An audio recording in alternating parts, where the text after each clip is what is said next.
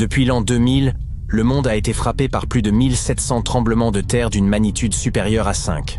Nombre d'entre eux se sont produits autour de la ceinture de feu, située sur le pourtour de l'océan Pacifique.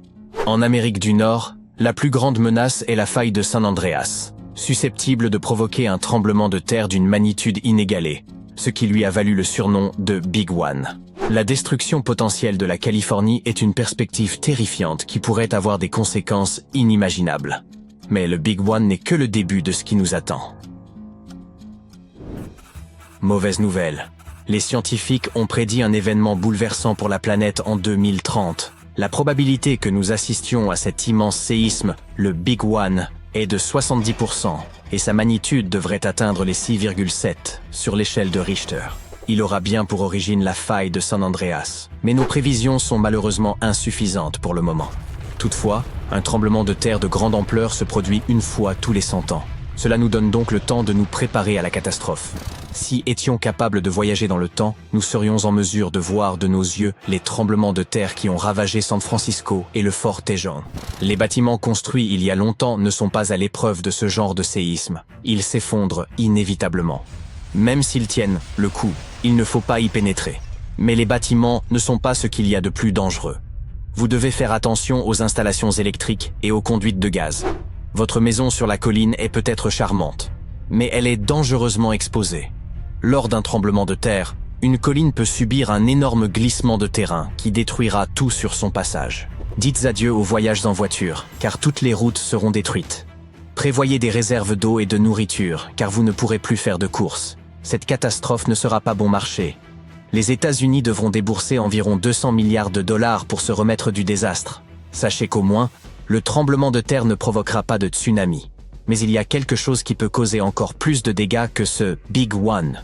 La célèbre zone de subduction de Cascadia commence en Californie et se termine à Vancouver, au Canada. La faille de San Andreas n'est rien comparée à cette zone. Elle pourrait anéantir la totalité du littoral. Une vision terrifiante. La subduction est un phénomène d'enfoncement d'une plaque tectonique sous une autre plaque d'une densité plus faible. Nous avons donc ici la plaque nord-américaine et la plaque Juan de Fuca. Les zones de ce type sont généralement à éviter, car les risques de séisme y sont très élevés, et elles sont par conséquent extrêmement dangereuses, notamment en raison des catastrophes sous-marines. Mais courons-nous un risque, nous qui sommes à terre? Oui, car des tsunamis géants peuvent se produire, inondant les villes et détruisant les côtes.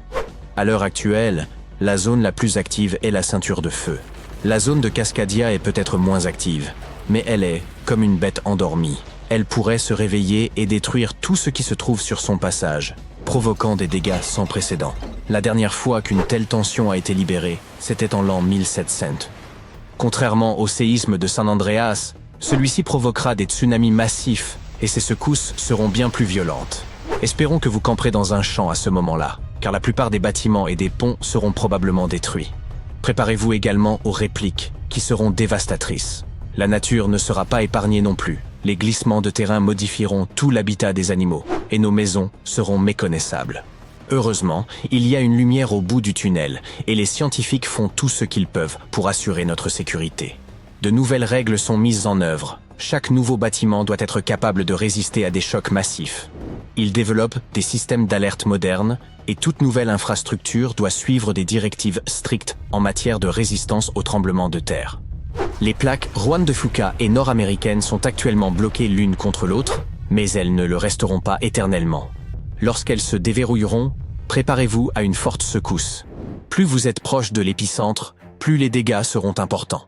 Mais même si vous avez la chance d'être loin de l'épicentre, il se peut que vous sentiez le sol trembler pendant un certain temps. Si nous comparons la zone de subduction de Cascadia et la faille de San Andreas, nous constatons que la zone de Cascadia est beaucoup plus dangereuse. En 1994, un énorme tremblement de terre de magnitude 6,7 s'est produit dans la région de Northridge, près de la faille de San Andreas. Malheureusement, de nombreuses personnes n'ont pas survécu, et il y a eu beaucoup de blessés. À l'époque, les bâtiments n'étaient pas suffisamment solides pour résister aux tremblements de terre, et nombre d'entre eux ont été endommagés. La zone de subduction de Cascadia peut potentiellement provoquer un tremblement de terre de magnitude 9. Un séisme de magnitude 6 a une puissance équivalente à environ 20 millions de kilogrammes de dynamite. mais la puissance d'un séisme de magnitude 9 est équivalente à 20 000 milliards de kilogrammes de cette même dynamite. Le tremblement de terre le plus puissant jamais enregistré s'est produit au Chili. Sa magnitude était de 9,5 et il a presque tout détruit. Supposons que vous ayez survécu au tremblement de terre. Vos ennuis sont loin d'être terminés. Peu après, un tsunami massif frappera la côte, avec des vagues pouvant atteindre jusqu'à 30 mètres dans certaines zones. Ce n'est pas le cas du tremblement de terre de San Andreas, qui ne peut pas produire de vagues importantes. Vous pouvez dire adieu à votre beau jardin, car l'eau salée détruira les arbres et les plantes et modifiera l'environnement pendant pas mal de temps. Le seul point positif, vous n'aurez plus besoin de décoration pour Halloween, car tous ces arbres desséchés ressembleront à une forêt fantôme. Les vagues, les secousses et l'étendue de la zone elle-même rendront cette catastrophe naturelle bien plus redoutable que celle causée par la faille de San Andreas et par le Big One. Un tremblement de terre similaire s'est produit il y a environ 300 ans. De nombreux autres ont été enregistrés au cours des 3500 dernières années, ce qui prouve qu'ils se produisent continuellement tous les 4 à 600 ans. Techniquement, il nous reste donc entre 100 et 300 ans avant le prochain événement. Nous ne savons toujours pas comment fonctionne exactement la zone de subduction de Cascadia, car nous ne l'avons découverte qu'en 1970. Cette zone est très effrayante. C'est l'une des plus dangereuses de la planète. Elle a été découverte par hasard par des chercheurs qui étudiaient la ceinture de feu. Ils voulaient savoir s'il y avait eu des problèmes dans cette zone au cours des dernières années, et la preuve se trouvait sous leurs pieds. Dans l'État de Washington, il y a une forêt sinistre où rien ne pousse plus depuis des années. Lorsque les chercheurs ont analysé le sol, ils ont trouvé une énorme quantité de sel. Ils ont fait le rapprochement et ont conclu qu'un tsunami massif était à l'origine de cette situation. Les experts ne savent toujours pas exactement quand la forêt a été détruite. Heureusement, le Japon a gardé des traces d'un gigantesque tremblement de terre qui a eu un effet similaire. Il s'agit de celui qui s'est produit en l'an 1700. Il y a une chance sur 3 que le prochain se produise en 2050. Vous devez savoir comment agir en cas de tremblement de terre afin de vous en sortir indemne, alors écoutez attentivement. Les habitants de la région dont nous parlons n'ont pratiquement aucune expérience des séismes de ce type. Il est relativement facile de survivre à ce genre de catastrophe. C'est le tsunami qui suivra qui constitue le véritable danger. Après la secousse initiale, trouvez le terrain le plus élevé de votre région et rendez-vous-y. N'emportez que l'essentiel, comme de la nourriture et de l'eau.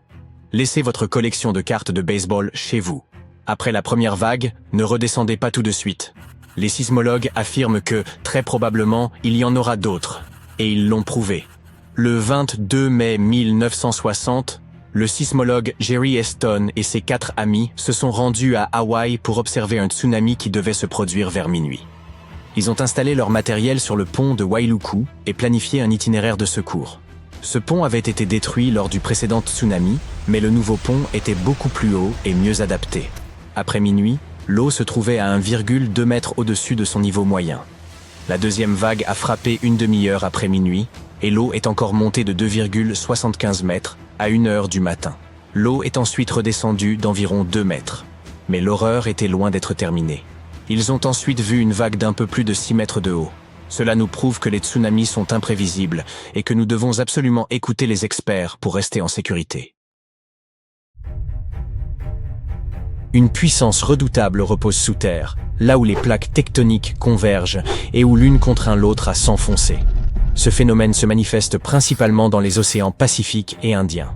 Au fil des siècles, la pression s'accumule, atteignant un point critique jusqu'à l'éveil du mégaséisme. La Terre est secouée avec une intensité dépassant parfois 9 sur l'échelle de magnitude, surpassant tout autre séisme connu. Lorsque le fond marin est brusquement propulsé vers le haut, une immense onde se propage dans l'eau, générant un tsunami d'une force titanesque. Ces vagues, appelées télétsunamis, traversent les océans, prêtes à dévaster des côtes situées à des milliers de kilomètres. S'étendant sur 1000 kilomètres, la faille de chevauchement donne l'impression que la Terre ne fait pas que trembler, mais qu'elle se déchire littéralement. Voilà qui témoigne de la puissance d'un séisme de méga chevauchement. Ceux qui se trouvent sur son chemin devront fuir pour leur vie. Les autorités japonaises ont récemment émis leur tout premier avis de méga-séisme. Cet avertissement a été déclenché par une violente secousse en bordure de la fosse sous-marine de Nankai. Bien que la plupart des alertes aient été levées et que le séisme de magnitude 7,1 ait causé peu de dégâts, des secousses ont touché le sud-ouest du Japon. entraînant un ralentissement des trains à grande vitesse pour des raisons de sécurité et affectant les déplacements de nombreux voyageurs. Toutefois, la vigilance demeure de mise face à la menace d'un méga-séisme susceptible de se produire dans la fosse de Nankai dans les décennies à venir. Sous la mer des Philippines, une plaque tectonique s'enfonce lentement sous le territoire japonais, progressant de quelques centimètres par an.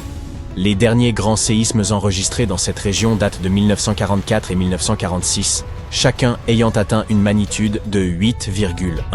Ces séismes ont provoqué des destructions considérables à travers le pays. Si un nouveau méga-séisme devait survenir dans la région, il pourrait atteindre une magnitude comprise entre 8 et 9. Les scientifiques ne s'accordent toujours pas sur la probabilité exacte de cet événement, bien qu'elle puisse être estimée jusqu'à 80%. De l'autre côté du Pacifique, des chercheurs de l'US Geological Survey ont examiné une zone critique située le long de la côte ouest des États-Unis. Connue sous le nom de zone de subduction de Cascadia, elle s'étend du nord de la Californie jusqu'au nord de l'île de Vancouver, au Canada. Au cours des 14 200 dernières années, cette région aurait connu au moins 30 séismes majeurs, avec une fréquence moyenne d'un tous les 500 ans. Cependant, la région de Cascadia demeure anormalement calme depuis longtemps, ce qui alarme les experts. Ils supposent que la zone pourrait être bloquée, avec des plaques tectoniques collées accumulant une pression immense. Une rupture soudaine d'une partie du fond marin pourrait se produire, entraînant un déplacement de plusieurs mètres. Bien que la secousse principale dure seulement 5 minutes, elle provoquerait un tsunami dévastateur persistant jusqu'à 10 heures. Si cela se produisait, ce serait, selon les experts, le pire désastre naturel de l'histoire du pays. Dans certaines zones, le sol des collines pourrait se liquéfier et se comporter comme des sables mouvants, provoquant l'effondrement des pentes, des routes et des ponts. Environ 620 000 bâtiments pourraient être gravement touchés, voire s'écrouler, y compris une centaine d'hôpitaux et 2000 écoles.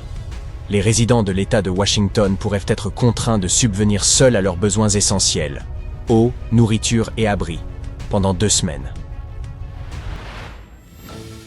Les scientifiques analysent les phénomènes de glissement lent, où les plaques tectoniques se déplacent de manière imperceptible sur des semaines ou des mois, libérant une quantité d'énergie insuffisante pour éviter un séisme majeur.